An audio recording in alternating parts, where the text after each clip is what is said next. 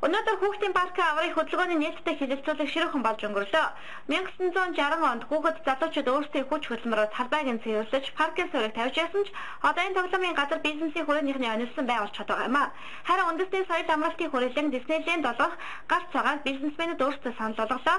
Тухайлбал улсын хурлын гишүүн Мооран компани захирал Наранхуу хөрөнгө оруулалт хийж 10 жилийн турш Монголын багчуудыг үнэгүй тоглуулах хамгааллаа.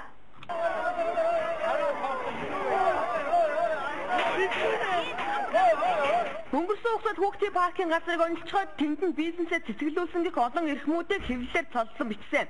Ил далд хэлбэрээр муу мухагаараа хилүүлсэн зарим компаниудад энэ сонгуулиар төр туршилцгаар гарч ирсэн. Тэр утгаараа ч хүүхдийн парктаар зориултын бус объект барьж ашиг орлого олж яваа бизнесмэнүүд бурууга хүлээж хүүхдийн элч Баатарын дүрд хуурч өрлөө. Залуучуудыг их тодтолтой байгууллага ганц байгаа парк аврыг гэсэн хичээл зүтгэл байсныг нь өнөөдөр харлаа.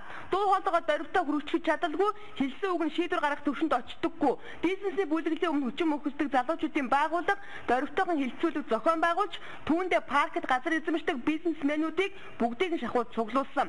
Анх үндэсний соёлын амралтын хүрээлэнд газар авсан Иточи корпорац хүүхдийн паркыг Диснейленд болгоно гэж амлан өөрсдөө бизнесээ эхлүүлсэн.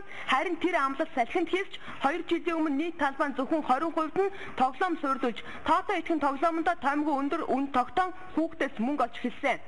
Одоо бид нар хүүхдээс гадна залуучуудад очих газар байхгүй болчиход байгаа. Бид нар хавар спиртүү спортоо аяныг эхлүүлсэн. Спиртээ сонгохоо болио, спортоо сонгоё гэхэд бидэнд нээлттэй газрууд нь ямар газар байгаа юм бэ гэдэг тооллогыг бид нар хийж үзсэн. Энэ тоон дотор энэ хүүхд залуучуудын парк маань яагаад байхгүй байгаа юм бэ? Энд яагаад одоо залуучууд очиж эндээ ядаж болдож болдгүй юм бэ гэдэг асуудал бас ургаж гарч ирсэн. За MCS хотел гэдэг компани хүүхдийн паркт зочид буудал барьж байна гэдэг ийм мэдээллийг бас ард түмэн мэдж байгаа. Тэгээ энэ үнэн юм уу, худлаа юм уу гэдэгт бол одоо MCS дуграагүй байгаа, хотын удирдлагч дуграагүй байгаа. Энд биднээс хариулт нэгж байгаа. За ингээд Монтон хувьсал компани MCS хотел хувьсал компанитай хамтран ажиллах хөрөнгө оруулалтын гэрээ байгуулж газар эзэмшүүлэх хүсэл гаргасныг үндэслэн за нийслэлийн эсрэг даргын 2007 оны 6 дугаар хэмжээнд MCS хотел хувьсал компани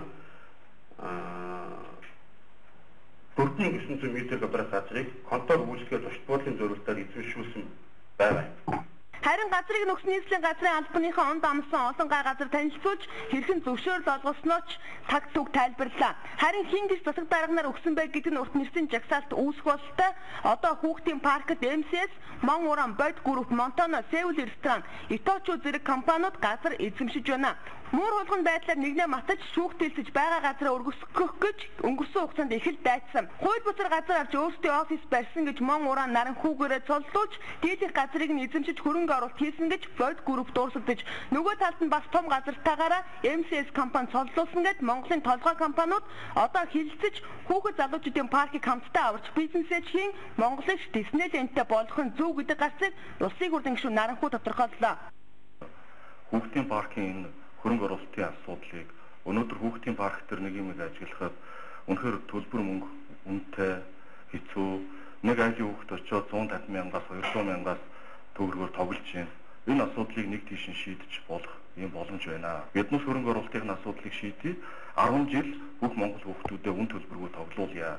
Үнэхээр өнөөдөр барууны одоо төвшөнд хүрсэн тэр одоо хятад тоглоомуудыг болио өнөөдөр барууны төвшөнд хүрсэн тэр хөрөнгө оруулалт тоглоомуудыг бий болгоод 10 жилийн хугацаанд бол өнөөдөр Монголын хөгжлийн өсрөнгөө үе ирж байгаа шинжлэх өөрчлөлтүүд нэлээд явна. Энэ байдлыг бол өөр байдлаар шийдэх хэрэгтэй юм шиг санагдаж байгаамаа. Улсын хурлын гишүүн Мон Ураны тодтолтой Наранхуу бизнесмэнүүдийг ад үзэхөө болж энэ хүмүүсээ хавчихгүй байсны дээр хэмээн сануулга өгсөн.